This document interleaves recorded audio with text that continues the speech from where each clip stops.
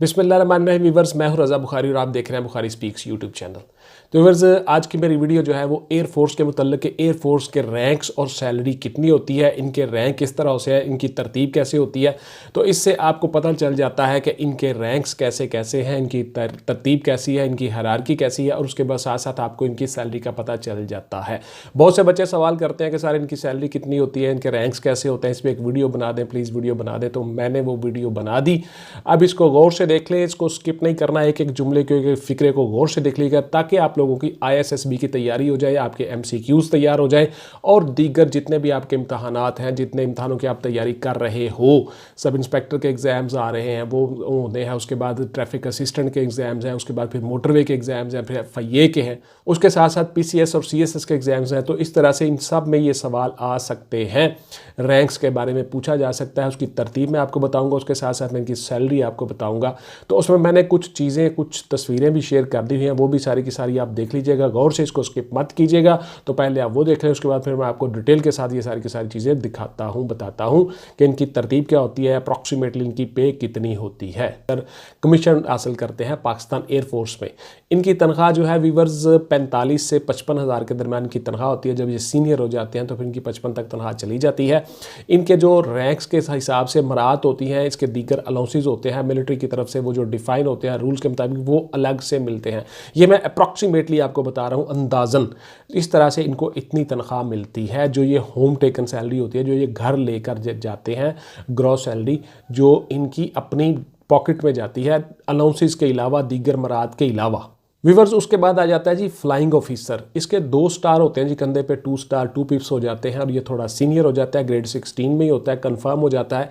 इसकी तनख्वाह जो है वो 55 से 65 हज़ार के दरमियान 70 तक भी चली जाती है अप्रॉक्सीमेटली, अलाउंसेस के अलावा। तो इस तरह से ये सारी की सारी चीज़ें जो मैंने डिफ़ाइन की हैं, उसमें मैंने बयान की हैं, उसके तस्वीरें और स्नैप्स वो भी सारी सारी गौर से देख लीजिएगा साथ साथ, और साथ साथ आप ये भी देख लीजिएगा कि इनका कैसे क्राइटेरिया बनता है। ये होम टेकन सैलरी मैं आपको बता रहा हूँ, जो घर लेकर जाते हैं, और ये अप्रॉक्सीमेटली है, अंदाज़न है, ऊपर नीचे हो सकती है, अंदाज़न ये मैं आपको बता रहा हूँ, ये सारी की सारी सैलरीज। उसके बाद व्यूअर्स, एयरफोर्स में आ जाता है तीसरा रैंक, वो है जी फ्लाइट लेफ्टिनेंट का। फ्लाइट लेफ्टिनेंट 3 स्टार होता है, मिलिट्री के कैप्टन के बराबर इसका रैंक आ जाता है, 3 स्टार होता है, ग्रेड 17 में ये आ जाता है।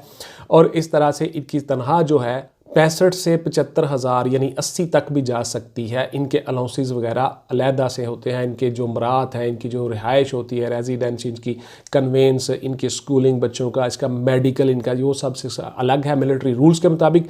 ये वो तनख्वाह मैं अप्रॉक्सीमेटली आपको बता रहा हूँ, अंदाज़न जो ये होम टेकन सैलरी होती है, यानी 65 से 80 हज़ार के दरमियान इनकी सैलरी फ़िक्स होती है, कहीं भी इनकी स्टेजेस और इनकी सीनियरिटी के हिसाब से। तो इस तरह से ये मिलिट्री के जो कैप्टन के बराबर जो रैंक होता है फ्लाइट लेफ्टिनेंट। उसके बाद व्यूअर्स आ जाता है जी स्क्वाड्रन लीडर। स्क्वाड्रन लीडर जो है वो मिलिट्री के मेजर के बराबर होता है, यानी चांद और सितारा इनके कंधे पे आ जाता है, और पुलिस के SP के बराबर इनका रैंक होता है, ग्रेड 18 में चले जाते हैं। और इस तरह से इनकी जो तनख्वाह है वो 18 पे स्केल के मुताबिक हो जाती है, अप्रॉक्सीमेटली 80 से 90 हज़ार के दरमियान इनकी पे स्टैंड करती है। ये अलाउंसेस और दीगर चीज़ों के अलावा होता है, ये मैं अंदाज़न आपको बता रहा हूँ, अप्रॉक्सीमेटली इतनी को तनख्वाह इनकी बन जाती है, जो ये होम टेकन सैलरी है, जो घर लेकर जाते हैं। इसके अलावा इनके जो इख्तियारात होते हैं, इनके जो पावर होते हैं, वो सारे के सारे मिलिट्री रूल्स के मुताबिक डिफ़ाइन हैं, और इनसे मुख्तलिफ काम लिए जाते हैं। ये मिलिट्री में, एयरफोर्स में कमीशन्ड ऑफिसर होते हैं। व्यूअर्स, उसके बाद आ जाते हैं जी विंग कमांडर। विंग कमांडर जो है ये लेफ्टिनेंट कर्नल के बराबर होते हैं, ग्रेड 18 में कंफर्म हो जाते हैं, और इस तरह से इनकी तनख्वाह जो है वो 90 से 95 हज़ार तक के दरमियान में आ जाती है, 1 लाख तक भी चली जाती है अप्रॉक्सीमेटली, मैं आपको बता रहा हूँ। तो इनका रैंक जो होता है वो 1 स्टार पीछे, और उसके बाद चांद सितारा आगे चला जाता है। तो ये इस तरह से काम कर रहे होते हैं। तो विंग कमांडर जो हैं वो 1 स्टार और चांद सितारे के साथ इनके रैंक इनके शोल्डर पे आ जाता है, और ये सीनियर हो जाते हैं, और ग्रेड 18 में कंफर्म हो जाते हैं, और ये लेफ्टिनेंट कर्नल के बराबर होते हैं मिलिट्री में, और पुलिस में SSP साहब के बराबर चले जाते हैं ये रैंक में। व्यूअर्स, उसके बाद आ जाते हैं जी ग्रुप कैप्टन। ग्रुप कैप्टन जो है ये कर्नल के बराबर चला जाता है, इनके 2 रैंक के साथ 1 चांद सितारा आ जाता है, यानी कंधे पे पीछे 2 रैंक और 1 चांद सितारा, और ये ग्रेड 19 में आ जाते हैं जी, 19वें ग्रेड में आ जाते हैं। इनकी अप्रॉक्सीमेटली तनख्वाह जो है वो 1,20,000 1,25,000 के दरमियान में फ़िक्स होती है। इस तरह से ये पुलिस के जो हैं वो एसएसपी साहब के बराबर आ जाते हैं, और मिलिट्री में कर्नल के बराबर आ जाते हैं। फुल कर्नल जो होता है ग्रेड 19 में ये चले जाते हैं, और इनके रैंक कंधे के ऊपर 2 स्टार और 1 चांद सितारा होता है। विवर्स उसके बाद जो एयरफोर्स का अगला रैंक है वो होता है एयर कमोडोर। तो विवर्स इनके 2 स्टार और चांद सितारे के ऊपर एक क्रॉस आ जाता है साथ में जी। तो इस तरह से ये ग्रेड 20 में चले जाते हैं, और इनकी तनख्वाह जो है वो अप्रॉक्सीमेटली 1.5 लाख के करीब, 1.5 लाख से 1,60,000 के दरम्यान में इनकी तनख्वाह फिक्स हो जाती है, और ये ग्रेड 20 में चले जाते हैं एयर कमोडोर। एयर कमोडोर जो है ये मिलिट्री के ब्रिगेडियर के बराबर हो जाते हैं, और पुलिस के डीआईजी साहब के बराबर आ जाते हैं। इस तरह से ये अपनी नौकरी करते हैं, सर्विस करते हैं। ये एक अच्छा और सीनियर रैंक गिना जाता है। 1 स्टार इसको, 1 स्टार भी इसको साथ में आ जाता है, इसकी गाड़ी पे, इसके आगे पीछे झंडे पे 1 स्टार आ जाता है। और इस तरह से ये कमीशन्ड ऑफिसर्स में से क्रॉस यानी तलवार की क्रॉस में आ जाते हैं। यानी इस तरह से ये एक किस्म का जनरल रैंक की तरफ इनका पहला कदम होता है। तो इस तरह से एयर कमोडोर जो है वो अप्रॉक्सीमेटली 1.5 से 1,60,000 के दरम्यान की तनख्वाह फिक्स होती है, और उसी के मुताबिक ये ड्यूटीज़ होती हैं। ये बड़ा सीनियर रैंक होता है एयरफोर्स में, पाकिस्तान एयरफोर्स में। तो अमूमन यहाँ पे आके, इस स्टेज पे आके ये ग्राउंड हो जाते हैं, और ज़मीन के ऊपर जितनी ड्यूटियाँ होती हैं वो सारी की सारी अंजाम देते हैं, और अपने ज़ेरे कमांड नफरी को कमांड करते हैं। और मुख्तलिफ़ शहरों में इनकी कमांड आ जाती है, मुख्तलिफ़ जगहों पे जहाँ जहाँ पाकिस्तान एयरफोर्स की इंस्टॉलेशंस होती हैं वहाँ यानी ये प्लेन से, जहाज़ उड़ाने से ये अमूमन इनको पीछे कर लिया जाता है। आगे जो नए आने वाले पायलट होते हैं वो सारे के सारे एयरक्राफ्ट्स को, प्लेन्स को संभाल लेते हैं, और वही ज़्यादातर फ्लाइंग आवर्स अपने पूरे करते हैं और हवा में रहते हैं। यानी इनको फिर ग्राउंड ड्यूटीज़ ली जाती हैं इनसे। ये काफ़ी सीनियर रैंक हो जाता है। विवर्स उसके बाद आ जाती है जी एयर वाइस मार्शल।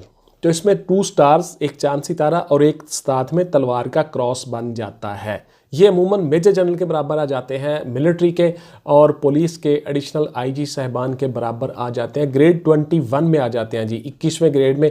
और इनकी तनख्वाह जो है उसी हिसाब से 1,70,000 से लेकर 2 लाख के दरमियान में इनकी तनख्वाह कहीं पे फिक्स हो जाती है। और इस तरह से इनके इख्तियारात और पावर्स काफ़ी ज़्यादा बढ़ जाते हैं। ये अमूमन पूरे के पूरे रेंज को या कहीं पे इस तरह की ड्यूटीज़ अंजाम दे रहे होते हैं फील्ड में, कि पाकिस्तान एयरफोर्स की जहाँ जहाँ पे इंस्टॉलेशंस होती हैं रीजन वाइज ये आ जाते हैं। यानी वो सारे का सारा सेक्टर रीजन पे ये कमांड कर रहे होते हैं, इनके अंडर काफ़ी सारी नफरी होती है, और इस तरह से ये काफ़ी सीनियर रैंक होता है, एडिशनल आईजी पुलिस के बराबर, और मिलिट्री में मेजर जनरल के बराबर ये रैंक आ जाता है। विवर्स उसके बाद इनका रैंक आ जाता है जी एयर मार्शल। एयर मार्शल जो है ये 2 स्टार, चांद सितारा और क्रॉस तलवारों का, ये सारे की सारे इनके कंधे पर रैंक आ जाते हैं। और इस तरह से ये ग्रेड 21 में कंफर्म हो जाते हैं, ग्रेड 22 की तरफ मूव और शुरू कर देते हैं। 2,10,000 से 2.5 लाख के दरमियान में इनकी तनख्वाह कहीं पे फिक्स होती है। बहुत बड़ा रैंक होता है, सीनियर रैंक होता है। इनके ऊपर सिर्फ एक ही रैंक रह जाता है, वो एयर चीफ मार्शल जो होते हैं उनका एक रैंक रह जाता है। उससे नीचे ये होते हैं, यानी एडिशनल आईजी साहिबान, काफ़ी सारे सीनियर जो पुलिस में होते हैं उनके बराबर इनका रैंक आ जाता है। और मिलिट्री में लेफ्टिनेंट जनरल के बराबर इनका रैंक आ जाता है।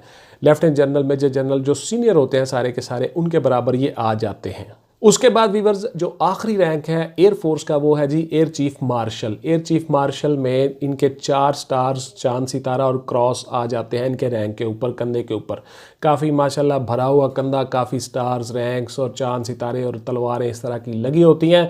सबसे सीनियर रैंक है पाकिस्तान एयरफोर्स में। तनख्वाह इनकी जो है वो 2.5 लाख से लेकर 3 लाख के करीब में, 2,80,000 तक, 2,80,000, 3 लाख के करीब में कहीं पे फिक्स होती है इनकी तनख्वाह। और ये आखिरी रैंक हो जाता है ग्रेड 22 में, 22 में चले जाते हैं, और 22 से भी एक्सीड करके फिर आहिस्ता वो ग्रेड वहाँ पे ख़त्म हो जाते हैं। और इस तरह से मिलिट्री रूल्स के मुताबिक, इस्टेब्लिशमेंट के रूल्स के मुताबिक इनको तनख्वाह, पे और मराहत मिलती है।